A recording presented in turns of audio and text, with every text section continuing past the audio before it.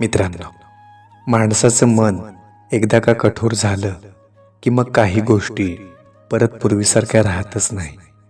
कारण कठोरपणा अचानक येत नाही, तो येतो अनेक वेळा दुखावल्यावर, अनेकदा मन गिळून शांत राहिल्यावर, आणि शेवटी स्वतःला सांभाळण्याची वेळ आली की कठोर मन वाईट नसतं, ते फक्त थकलेलं असतं. मन कठोर झालं की माणूस वाईट होत नाही, तो फक्त शांत होतो. कुणाकडे अपेक्षा ठेवत नाही, कोणाच्या शब्दांना जास्त मनावर घेत नाही आणि कोणासाठी स्वतःला वाकवतही नाही. मन कठोर होतं ते वाईट होण्यासाठी नव्हे, तर स्वतःला जपण्यासाठी. एक एक करून धक्के बसतात, आपलं बोलणं गैरसमजलं जातं आणि माणसाला शेवटचा घाव तर जवळच्यांकडूनच मिळतो. तेव्हाच मन हळूहळू कठोर होऊ लागतं.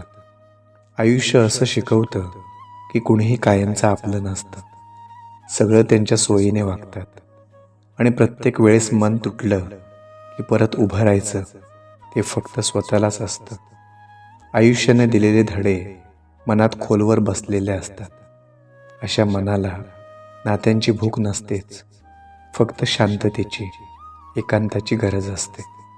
मन कठोर होतं तेव्हाच माणूस वाईट बनत नाही, तो फक्त स्वतःची किंमत ओळखायला शिकतो.